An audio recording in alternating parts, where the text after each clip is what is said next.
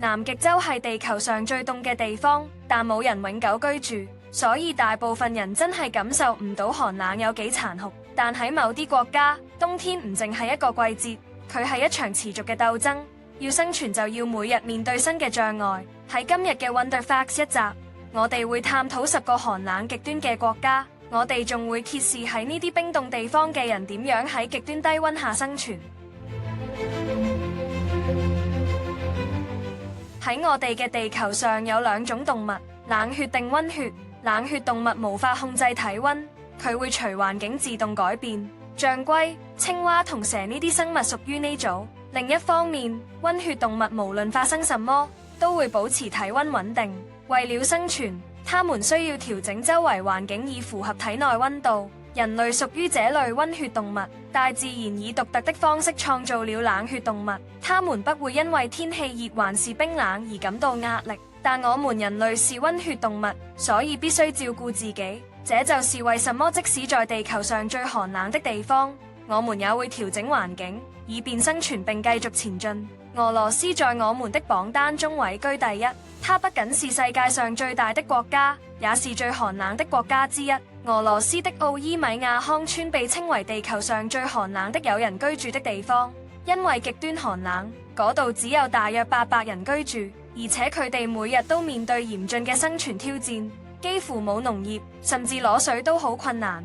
喺呢度滿足基本需要係每日嘅掙扎。除咗奧伊米亞康，俄羅斯嘅大部分地區亦都受極端寒冷影響。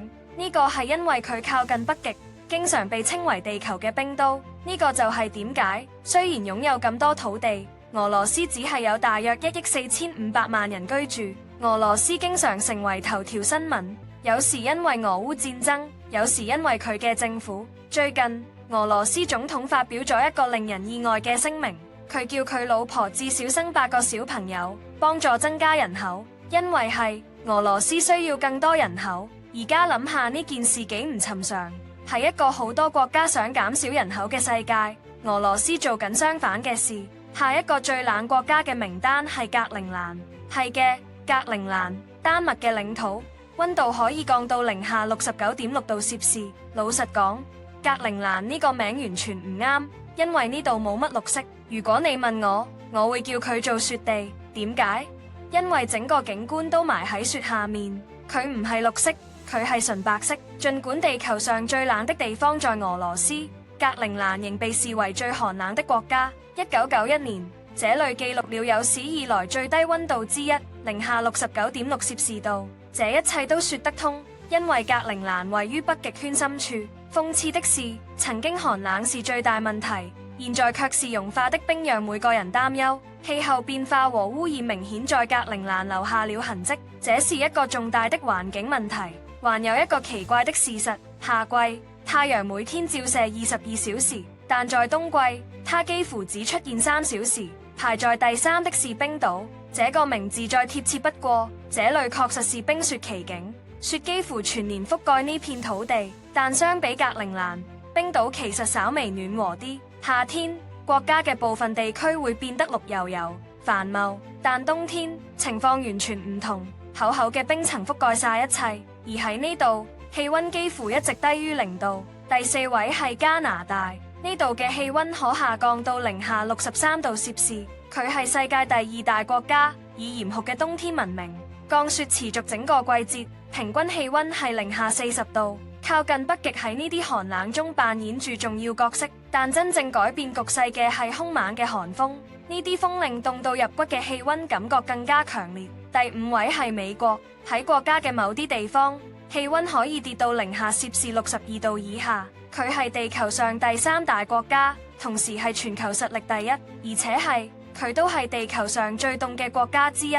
但要記住，美國唔係到處都凍，氣候因你所在嘅地方而有好大差異。然而，有一個州特別突出，阿拉斯加。阿拉斯加係美國最凍嘅地方，幾乎成日落雪，氣溫幾乎總係0度以下。我們名單上的第6名是芬蘭，這裏的氣溫可以降至零下51攝氏度。芬蘭是斯堪的納維亞國家的一部分。雖然3個斯堪的納維亞國家都很寒冷，但芬蘭脫穎而出。位於北歐，這個國家面臨極長的冬季，降雪覆蓋整個國家，使這裡居民的生活相當困難。儘管氣候嚴寒，芬蘭仍是一個迷人的旅遊勝地。它以極光、北極光甚至南極光的壯麗景觀而聞名。儘管嚴寒和日常困難，芬蘭在全球生活質量、商業環境和政治誠信方面始終名列前三。挪威在我們的名單上排名第7，呢度嘅氣溫可以降到-51°C。挪威係一個歐洲國家，因為佢靠近北極，所以好凍。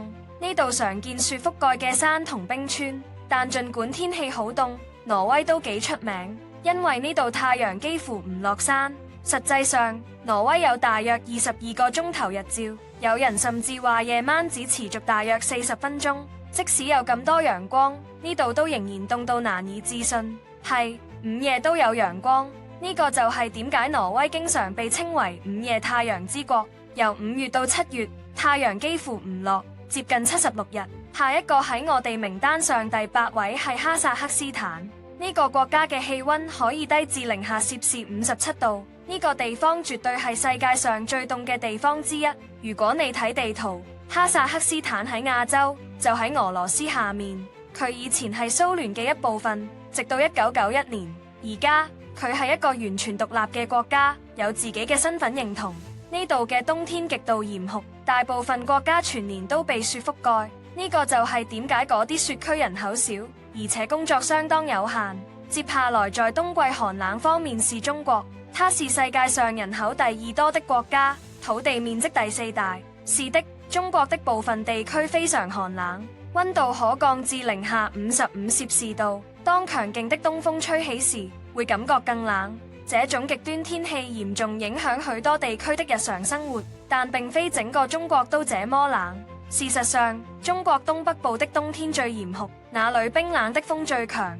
中國最冷的地方，嗰個係漠河，氣溫曾經創下-55°C嘅紀錄。列表上最後一個國家，第10位係蒙古，嗰度氣溫可降到-55°C。呢個亞洲國家喺世界地圖上位於中國正上方。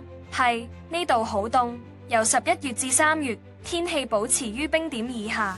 係，平均氣溫可降到-40°C。1月係最凍嘅月份。由於呢啲嚴寒嘅環境，好多人喺呢度過住游牧生活，佢哋同佢哋嘅動物一齊遷徙，依靠佢哋嘅食物同生活需要。呢種生活方式幫助佢哋保持同自然節奏嘅聯繫。喺所有呢啲冰冷國家中，你最中意邊個？如果你曾經去過地球上呢10個最凍地方，留言同我哋分享你嘅經驗。而家就結束今日嘅 The Wonder Facts 節目，希望你哋中意今日嘅影片，喺留言區告訴我哋你嘅睇法。如果你中意呢條片，唔記得 like 同 share。而家想睇更多咁精彩嘅內容，記得訂閱我哋嘅頻道。多謝收睇。